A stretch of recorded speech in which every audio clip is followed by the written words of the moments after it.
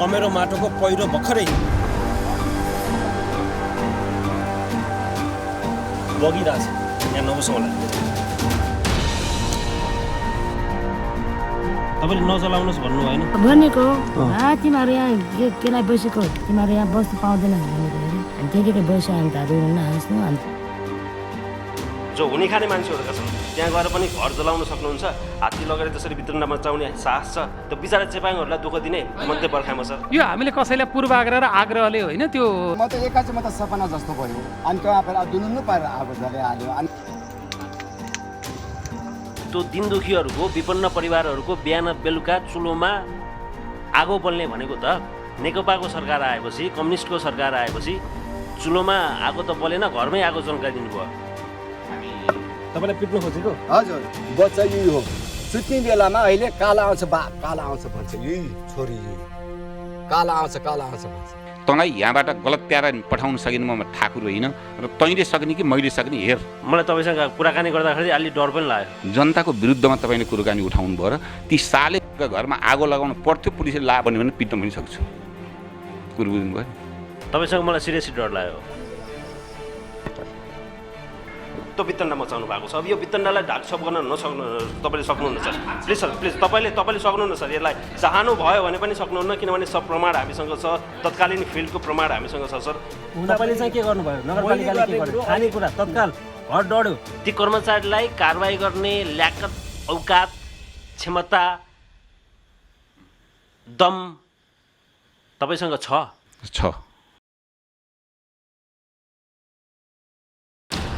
नमस्कार, गण्डकी छड्केमा स्वागत छ। मेरो नाम अपिल त्रिपाठी हो। चितवन जिल्ला माडी नगरपालिका वडा नम्बर 9 मा लामो समयदेखि वर्षौंदेखि चेपाङ समुदायका मानिसहरू सुकुम्बासीको रूपमा रहँदै आएका थिए।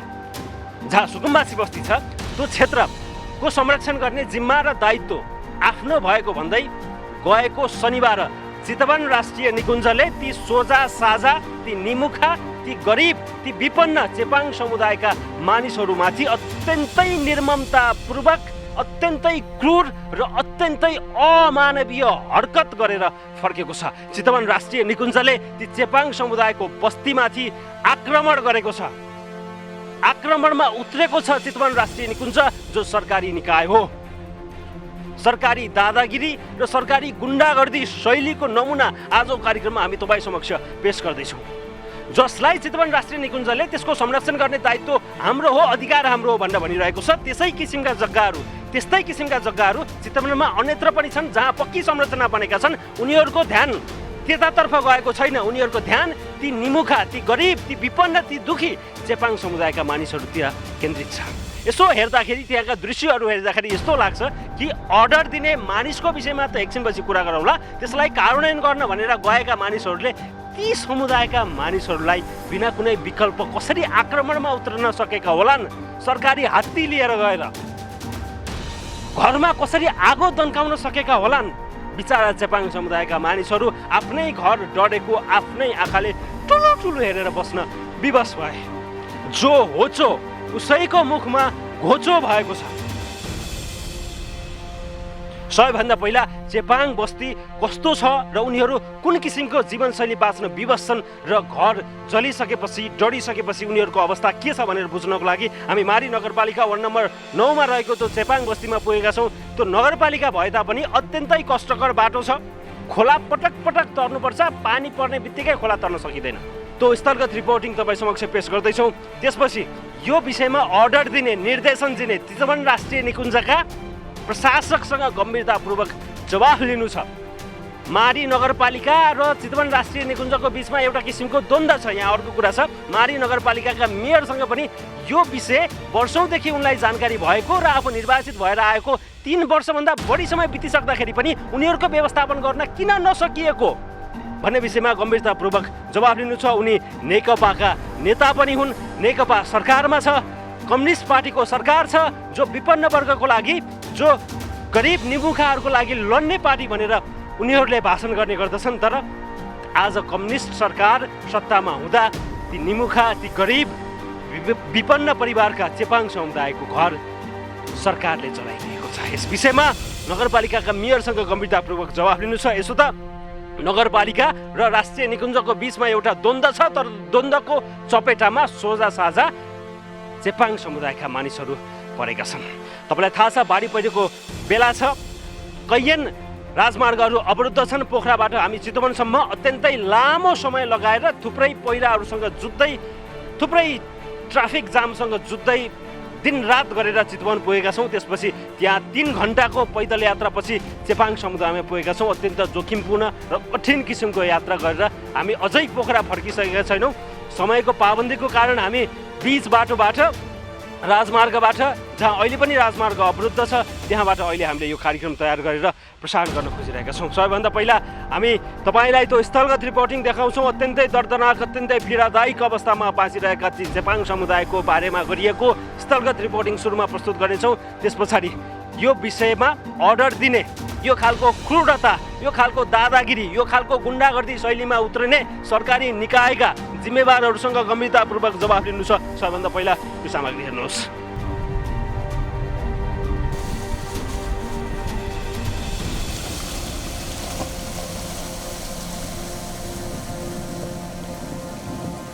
उनीहरूले खेतीपाती कोदो लाउने, मकै लाउने होइन।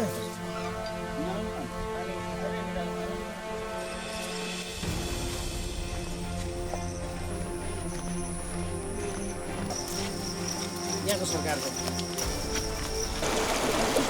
गहिरो छ, गहिरो बुढीमा हौ।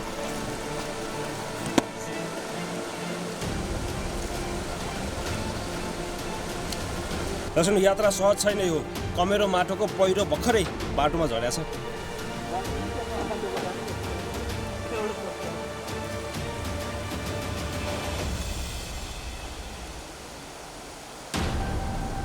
बगिरहेछ, यहाँ नबसौँ होला।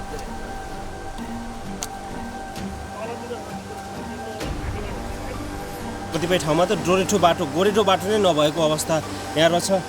अब हामी आज एक दिन जानको लागि त हामीलाई गाह्रो भयो, अप्ठ्यारो भयो भन्ने कुरा भएन। त्यहीँ रहेका समुदायहरू कसरी बाँचिरहेका छन्, अत्यन्त कष्टकर जीवन बिताइरहेका त्यो बस्तीमाथि, त्यो समुदायमाथि जुन निर्ममतापूर्वक, क्रूरतापूर्वक जुन व्यवहार गरिएको छ, त्यो अत्यन्तै दुःखद छ। त्यस विषयमा रिपोर्टिङ गर्नको लागि र ध्यान आकर्षण गर्नको लागि अगाडि बढिरहेछौँ हामी।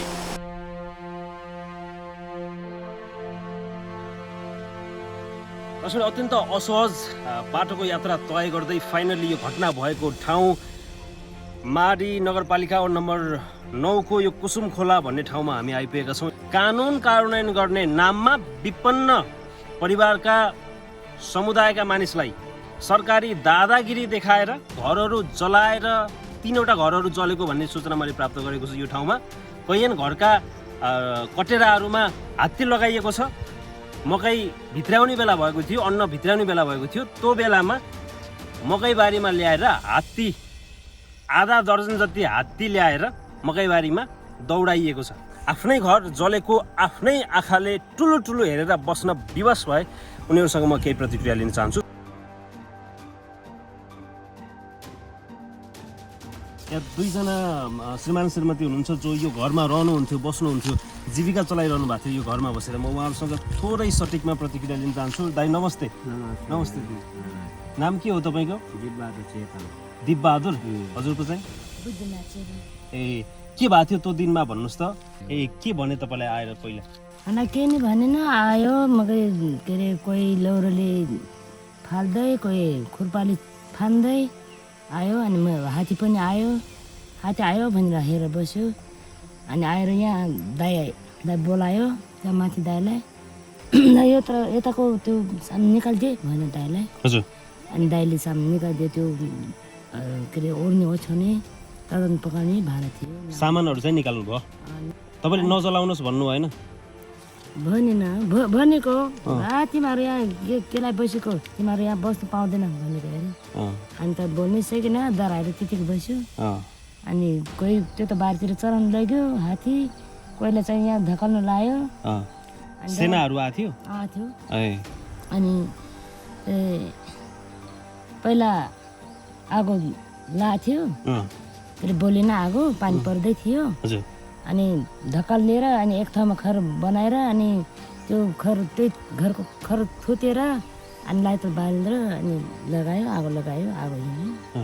अनि त्यतिकै बस्यो अनि त रुनु हाँस्नु अनि केही भन्नु थाल्यो भने बस्नै पाउँदैन तिमीहरू यहाँ बस्नै पाउँदैन जानैपर्छ अब 2-3 दिनमा खाली गर्नुपर्छ यो ठाउँ भनेर भन्यो क्यारे हामी त चुप्पो लागेर बस्यो चलिसके पछाडि चाहिँ कहाँ बस्नु भएको छ तपाईँहरू अनि त त्यो स्कुलमा सुत्छु सरकारी अनि कहिले दाइबाको घरतिर सुत्छु सरकारी दिएको स्कुलमा स्कुलमा बस्नु भएको छ अहिले स्कुलमा बस्छु ए अनि खानेकुराहरू चाहिँ त्यही पकाउने खाने गर्नु भएको छ म त त्यहाँ पकाउँदैन हामी दाइ भाइ घरतिर दिन्छ अलिअलि एक छाक उता गएर खाएर बस्छ ए यहीँ वरिपरिको मान्छेहरूसँग खाएर बस्नु भएको छ बत्नु त दिन्छ त्यही खाएर बसेको हुँदैन यी गरिब परिवारका मानिसहरूले चुलो बालेर बिहान बेलुका हातमुख जोड्ने यो सामान्य एउटा कोठा बनाएर अत्यन्तै कष्टकर जीवन बाँचिरहेका यी नेपालीहरू यी हाम्रै नागरिकहरू हुन् यो यही देशका नागरिकहरू हुन् यो मकै चाहिँ तपाईँले लगाउनु भएको हो त्यताको तपाईँले लगाउनु भएको हो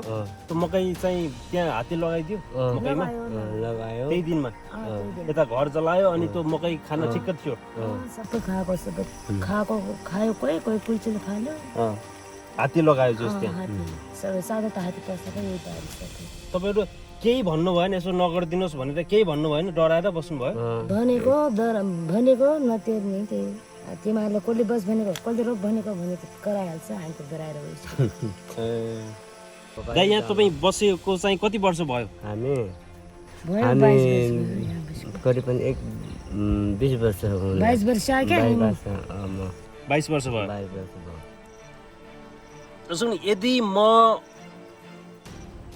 त्यहाँको जागिरै हुन्थ्यो भने अथवा मलाई यसरी नै त्यो कानुन कार्यान्वयन गर्नुपर्ने छ यो राष्ट्रिय निकुञ्जको क्षेत्रभित्र पर्ने जग्गा हो यहाँको बस्ती निकाल्नु पर्दछ भनेर मलाई कसैले आदेश दिन्थ्यो र म त्यहाँको कर्मचारी यदि हुन्थेँ र मैले त्यो आदेशको पालना गर्नुपर्ने थियो भने मेरो जस्तो सुकै बाध्यता भए तापनि म त्यो जागिर छोडिदिन्थेँ तर यो बस्तीमा आएर आगो झोस्ने हिम्मत मैले गर्न सक्ने थिइनँ अर्डर दिने मान्छेलाई त म एकछिनमा कुरा गर्छु जसको निर्देशनमा यो काम भएको छ अहिले सुन्नुहोस् त अहिले खानलाई समस्या छ कि छैन चामलहरू तरकारीहरूको समस्या छ कि छैन अहिले खानलाई अहिलेलाई छैन तपाईँलाई कसैले आएर यहाँ चामलहरू त्यो खाद्यान्नहरू कसैले दिएछन् तपाईँलाई खानेकुराहरू दिन त दिएछ चामल दिनु त दिएछ अस्ति नै आएर ए 2 बोरा 3 बोरा चामल दिएछ 2 बोरा ए चामल छ त्यो स्कुलमा लगेर आएको छ स्कुलमा लगेर राख्नु भएको छ घरभित्र भएको सामान निकाल्ने अवसर पनि नदिएर 10,000 रुपियाँ नगद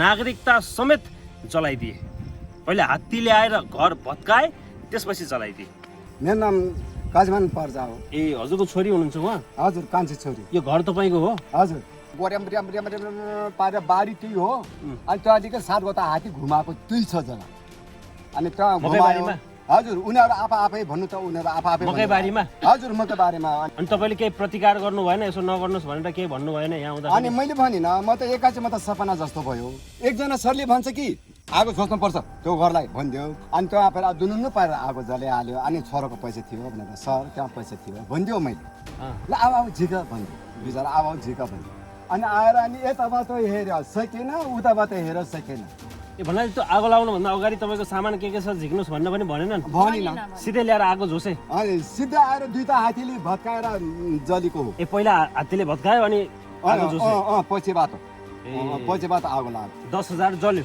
हजुर छोराको 10,000 जल्यो हजुर 2 महिनाको कमाइ थियो नागरिकता पनि जल्यो भन्नुभएको थियो हजुर अनि यहाँ टुक्रोको यहाँ बसेको थियो यो त सरले त यत्रो लथी ल्याएर त यसो त्यही उभिएर पिट्नु खोज्यो तपाईँलाई मलाई तपाईँलाई पिट्नु खोजेको हजुर बच्चा यही हो सुत्ने बेलामा अहिले काला आउँछ काला आउँछ भन्छ यही छोरी यही काला आउँछ भन्छ त आउँछ सुत्ने बेलामा तर्सेको डराएर तर्सेर त्यो घटना भएपछि तर्सेर छोरीले त्यसो भन्नुहुन्छ होला नि अब सदा पनि सुत्या थिएन त्यो हात्ती आउने बित्तिकै त काला आउँछ भन्छ यही छोरी जसरी यो मकैबारी हो यो मकैबारीमा अन्न धुन्नसँग हात्तीहरू ल्याइयो हात्तीहरूले मडार मुडुर पारे मकै खाए ठिक्क भएको छ हेर्नुहोस् यो मकै ठ्याक्कै यो खाने बेला भएको छ यसलाई भित्राउने बेला भएको छ यो अन्न भित्राउने बेला भएको छ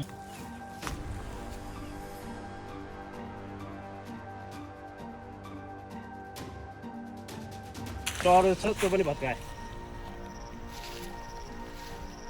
एनटिसीको एनसेलको कसैको टावर छैन नेटवर्क आउँदैन यहाँ बिजुली छैन बाटो तपाईँले देखि नै हाल्नुभयो। यहाँबाट एकजना मानिस यदि बिरामी भयो भने र अस्पताल लानु पर्यो भने चाहिँ बसन्तपुर लानुपर्छ।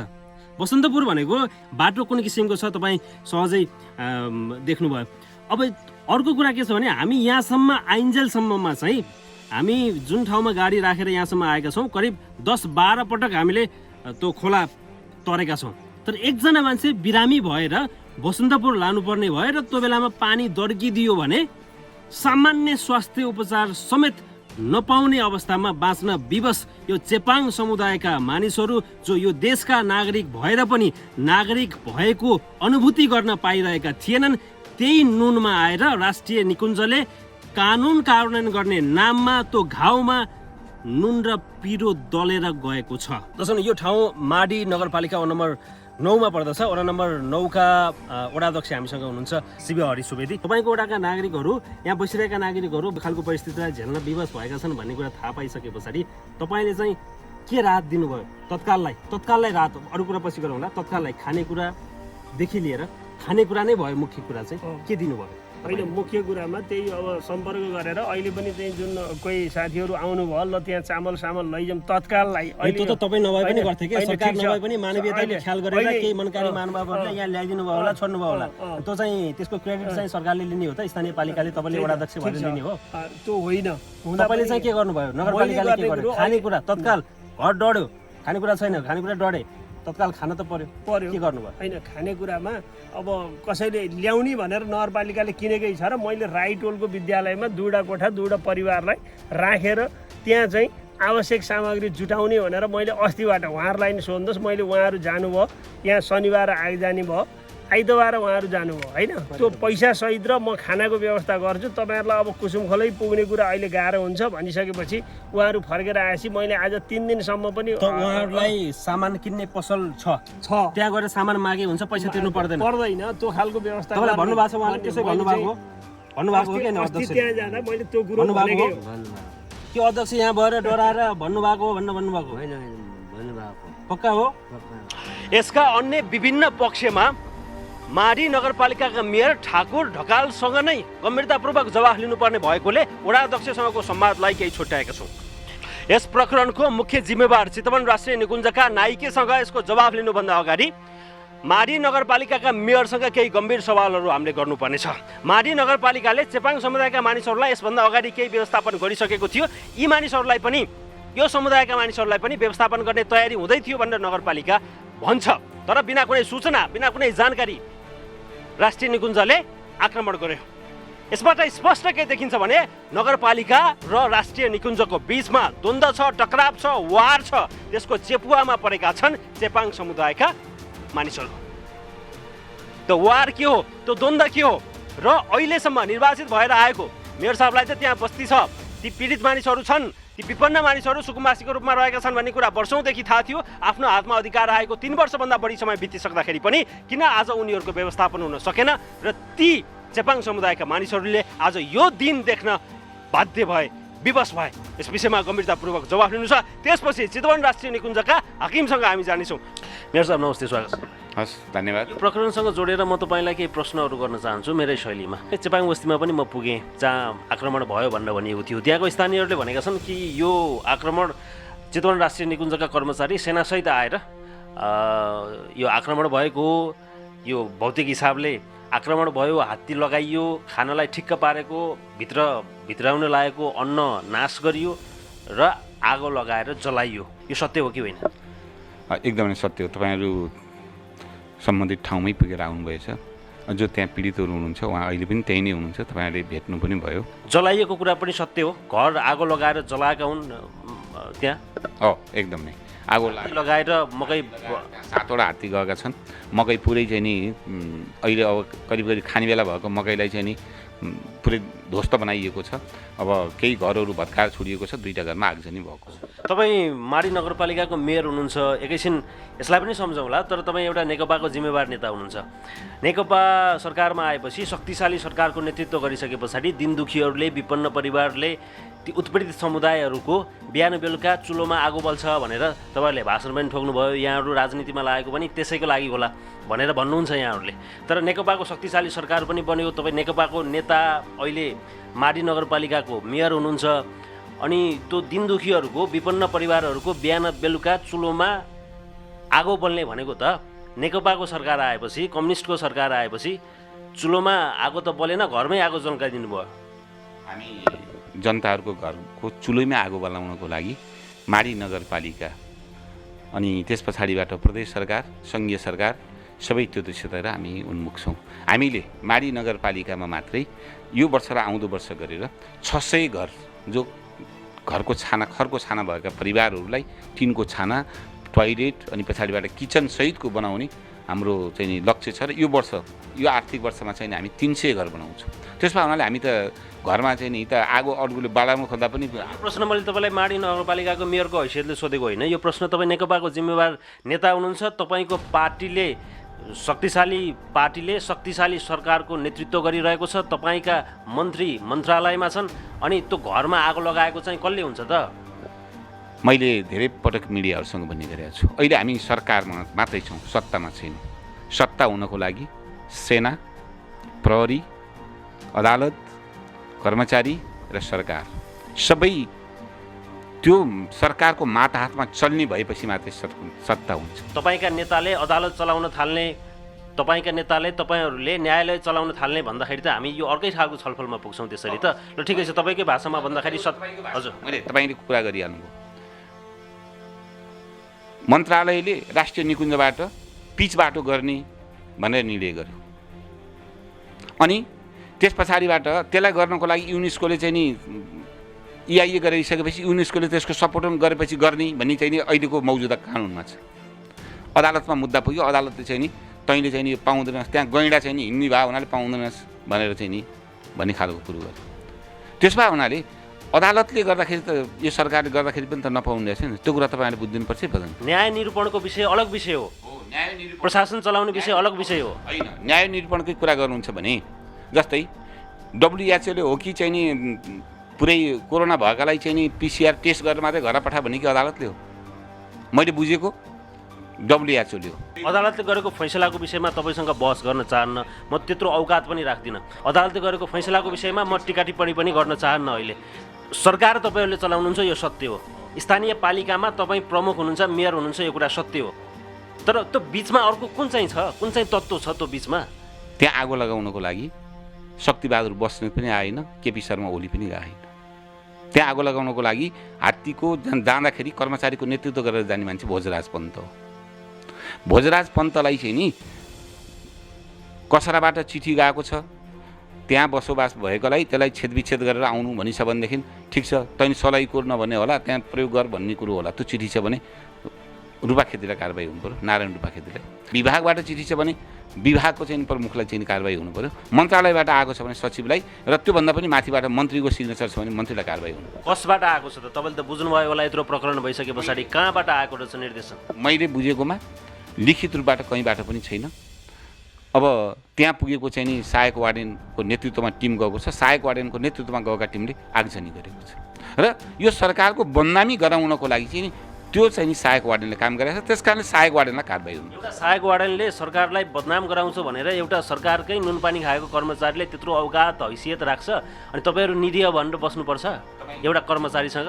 तपाईँ भान्सामा भात पकाउने एकजना काम गर्न राखेको मान्छे रहेछ भने त्यो विश्वासमा त्यहाँ भात पकाउन लागिराखेको हुन्छ, सबै परिवारलाई थोरै मेटासिट लगाइराखेको हुन्छ, मेसिट दिन्छ। के गर्नुहुन्छ? मैले भान्सामा त कस्तो किसिमको मान्छे चयन गरेँ भनेर म आफूतिर पनि फर्किन्छु। एकचोटि मैले चाहिँ उसलाई कस्तो खालको नेतृत्व गरेँ भन्न आफूतिर पनि फर्किन्छु।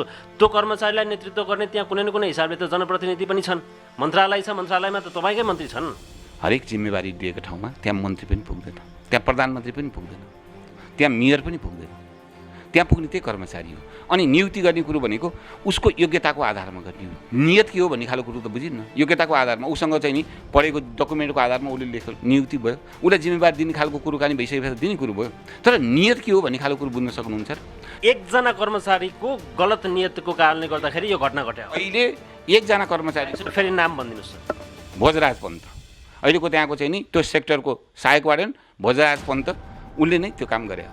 चितवन राष्ट्रिय निकुञ्जका सहायक वार्डेन भोजराज पन्त कारबाही गर्ने हो भने पहिला भोजराज पन्तलाई कारबाही गर्नुपर्छ। जस्तै तपाईँले चाहिँ नि राज पन्तसँग तपाईँहरूको राजनीतिक आस्था मिल्दैन?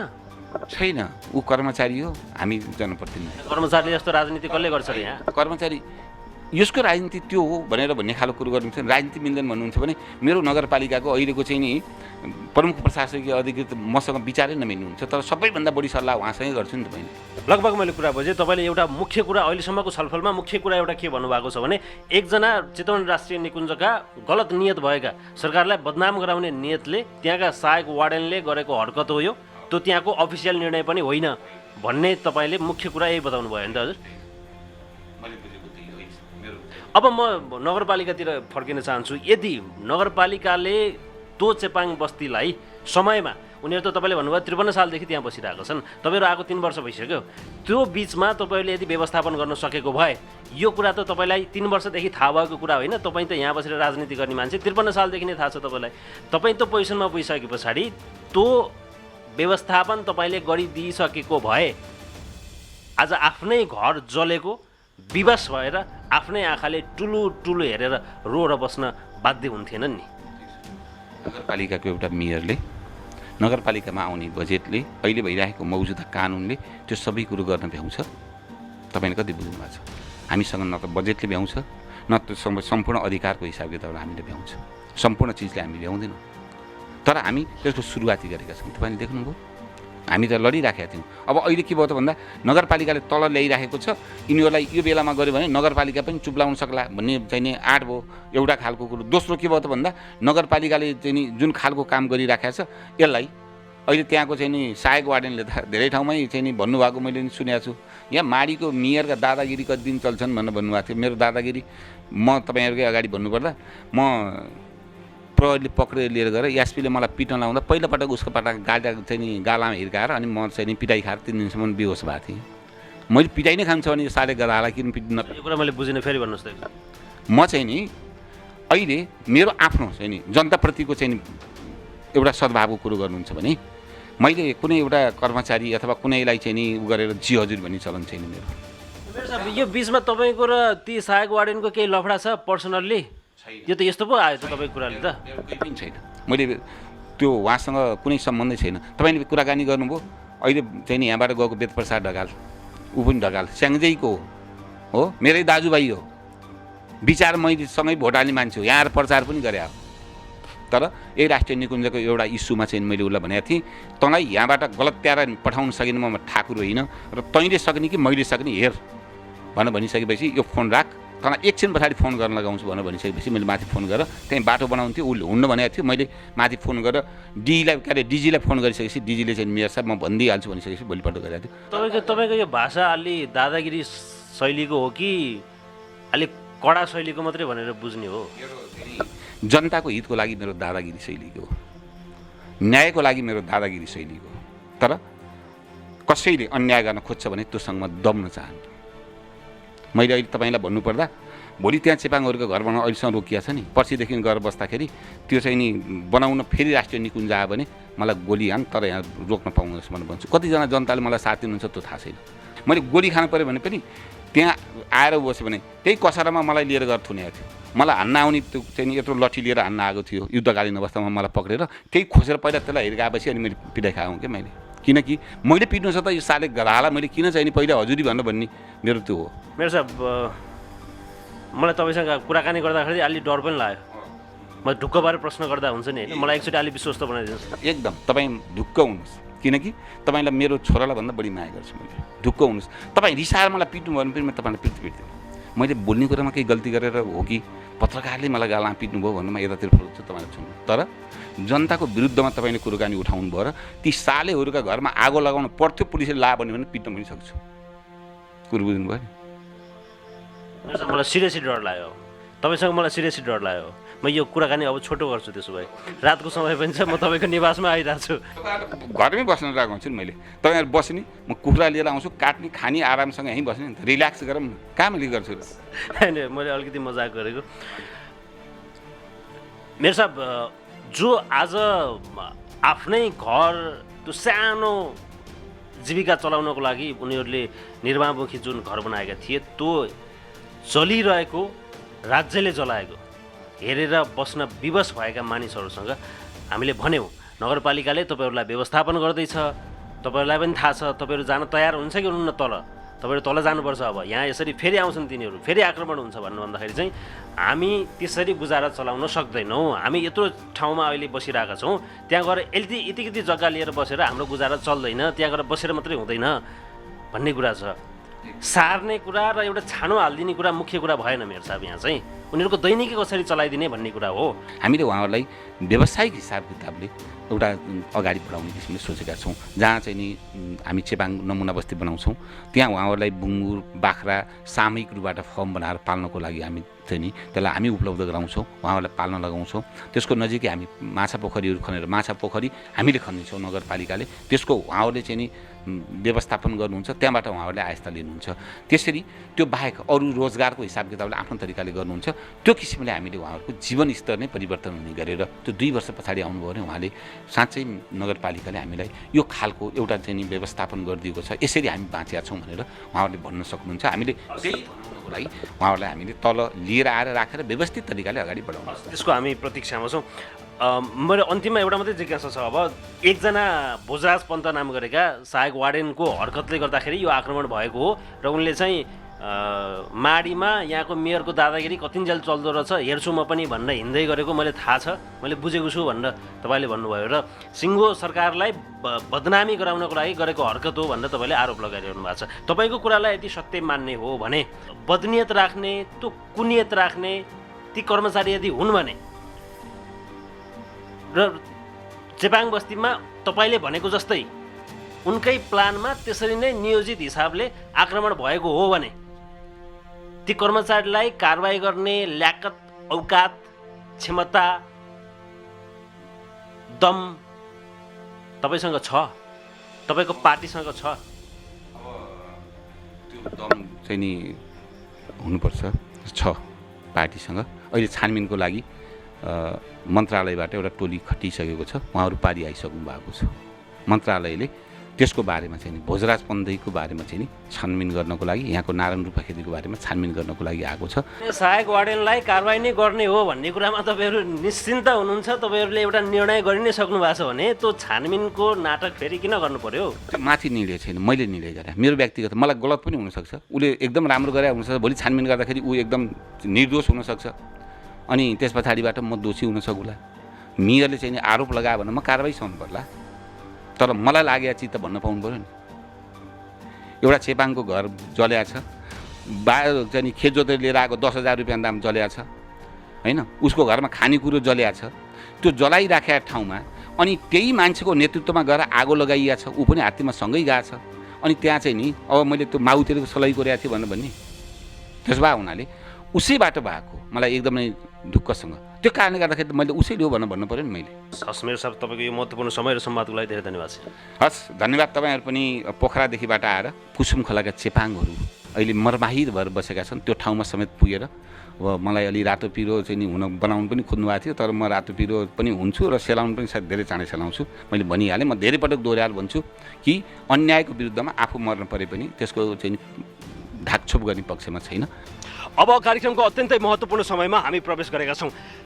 माडी नगरपालिकाका मेयर ठाकुर ढकालले केही गम्भीर कुरा बताएका छन् र केही आरोप पनि लगाएका छन्। सरकारको बदनामी गराउने उद्देश्य सहित चितवन राष्ट्रिय निकुञ्जका सहायक वार्डेनले यो किसिमको हरकत गरेको भनेर उनले बारम्बार हामीसँगको संवादमा दाबी गरिरहेका छन्। उनकै यही दाबीलाई समेत आधार मानेर अब हामी यस प्रकरणको मुख्य जिम्मेवार चितवन राष्ट्रिय निकुञ्जमा तपाईँलाई लिएर जाँदैछौँ।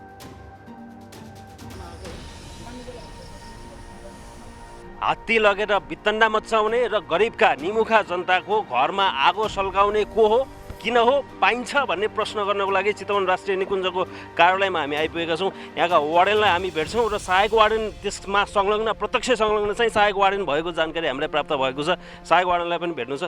सबैभन्दा पहिला यहाँको वार्डेन साहबलाई भेटौँ, नारायण रूपा खेती सम्भवतः।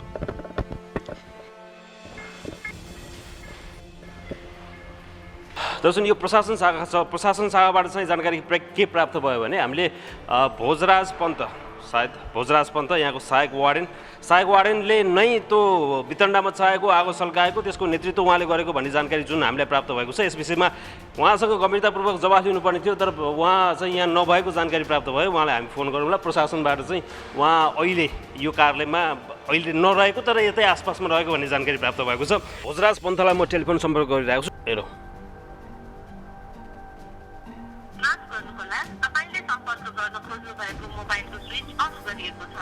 म भोजराज पन्त नाम गरेका कर्मचारी कहाँ छन् भन्ने विषयमा जानकारी लिनको लागि प्रशासनमा आएको हो। आज उहाँले हाजिर गरेको देखियो यहाँ शुक्रबार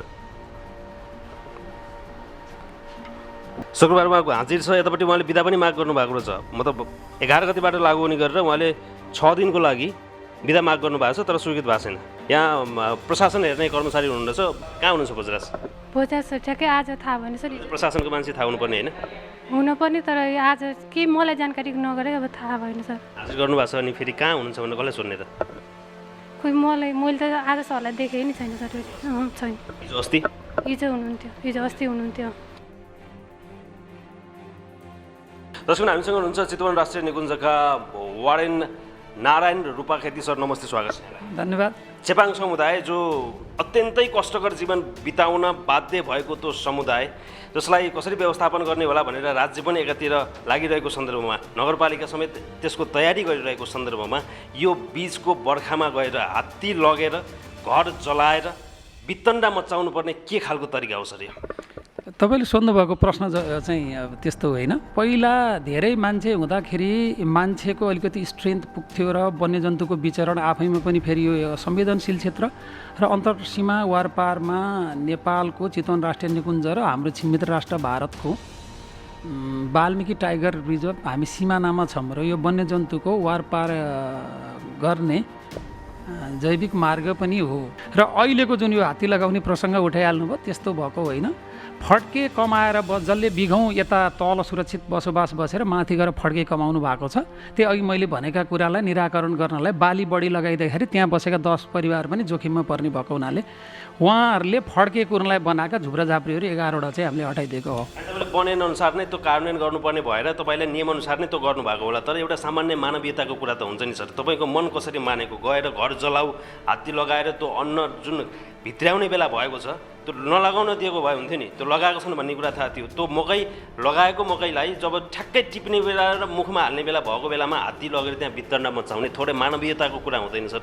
तपाईँको मन मान्छ यसरी? तपाईँले अर्डर दिनुभएको कि होइन? यस्तो हो, हामीले अर्डर दिएको पनि होइन, वितण्डता मचाएको पनि र 400 बिघामा हामीले गएर 11वटा फुस्का त्यो कुर्नलाई हटाइदिएको र यसरी हेर्दाखेरि 4 कट्ठा जमिन चाहिँ हात्ती लिएर जाँदाखेरि हात्तीले कुल्चिदिएको मात्रै हो। हामीले त्यो जमिन त्यसरी नष्ट गरेका पनि छैनौँ। त्यहाँको स्थानीयहरूले त त्यो हात्तीले कुल्चेर अनि अगाएपछि चाहिँ त्यहाँ आउन हत्ती नमानेपछि त त्यहाँ तपाईँको मातहतका मान्छेहरूले काटेका छन् भन्ने कुरा पनि छ। खैर उनीहरूले भएको कुरा दाबीमा सत्यता नहोला।